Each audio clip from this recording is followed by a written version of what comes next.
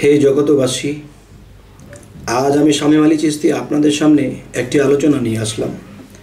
সেই আলোচনাটি একটু ছোটই হবে, একটু দর্দের সাথে শুনবেন। তো কিছু কিছু বিষয়ে আলোচনা যখন আমরা জানবো, বুঝবো, তখন আল্লাহর সৃষ্টি সম্পর্কে আমাদের বোঝা হবে, জানা হবে। আর আল্লাহ কিন্তু এটাও বলেছে যে অবশ্যই তোমরা আমাকে জানো, আমাকে চেনো। তোমরা যদি নিজেকে চিনতে পারো, নিজেকে বুঝতে পারো, তাহলে আমার সৃষ্টি বুঝতে পারবে, এবং আমার সৃষ্টি বুঝলে তোমরা আমাকে বুঝতে পারবে। তাই আল্লাহর কুদরতের কিছু সৃষ্টি নিয়ে আলোচনা করব। আরশ কুরসি লৌহ কলম কালেমার মধ্যে নিহিত, এই নিয়ে কিছু তত্ত্ব আলোচনা। আরশ কুরসি লৌহ কলম কালেমার মধ্যে নিহিত আছে কেমন করে? কালেমার মধ্যে মোহাম্মদ এবং মোহাম্মদের মাঝে আল্লাহ মিশিয়ে আছে।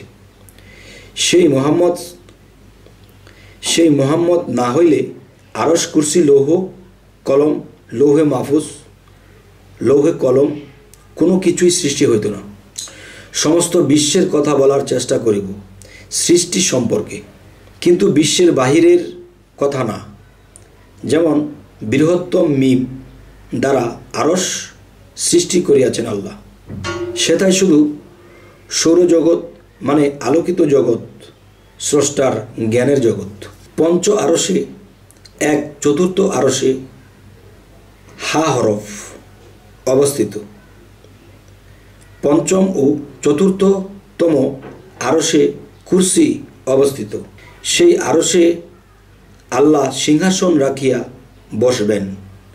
সেই কুরসিটি চতুর্থ এবং পঞ্চম আরশের মাঝামাঝি অবস্থিত। এই কুরসিতে বসিয়া আল্লাহ সমস্ত সমাধান করবেন এবং করিতেছেন। এবং এই আরশের উপর নিচে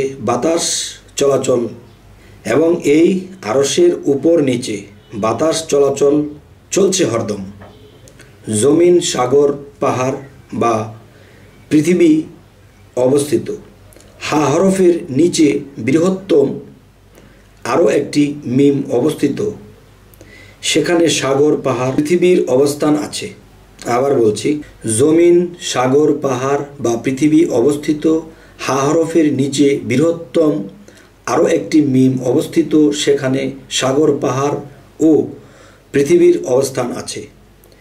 যেখানে মানুষ বা প্রাণীদের জন্ম হইয়া থাকে এবং মৃত্যু হইয়া থাকে। সমস্ত লাভ ক্ষতি এই পৃথিবীতেই হইয়া থাকে, এবং বেহেশত ও দোজখ এখানেই খুঁজিয়া নিতে হয়। আর মূলত এখানেই বেহেশত, এখানেই দোজখ সৃষ্টি হয়, এবং জন্ম মৃত্যুর থেকে এইখান থেকেই মুক্তি নিতে হয়।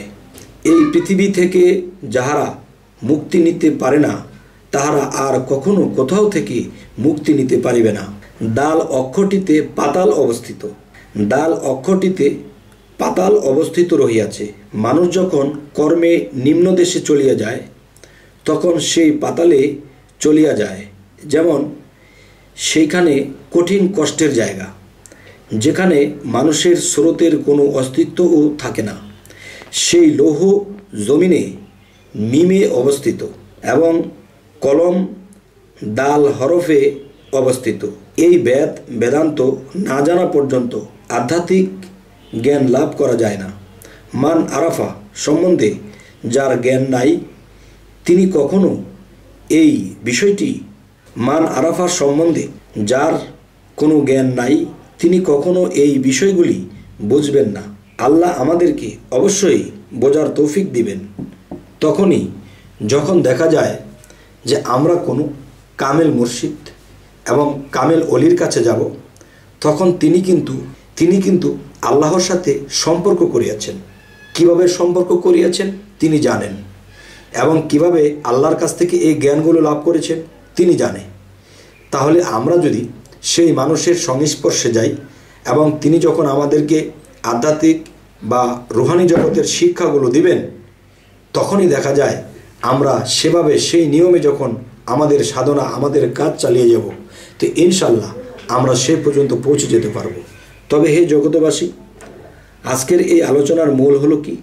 আরশ কুরসি লৌহ কলম কালেমার মধ্যে নিহিত। তো এই বিষয়ে আপনাদেরকে আমি কতটুকু বোঝাতে পারলাম অবশ্যই আমাদেরকে কমেন্টে জানাবেন। আর পরবর্তীতে আমরা যেন আপনাদের কাছে এরকম ভিডিও আরও পৌঁছাতে পারি। তো আমাদের চ্যানেলটি যদি আপনাদের ভালো লাগে তো অবশ্যই সাবস্ক্রাইব করে রাখুন, পরবর্তীতে যেন আপনাদের সাথে সাক্ষাৎ হয়ে যায়। তো আজ এ বলেই রাখবো। সকলে ভালো থাকবেন। আল্লাহ হাফিজ।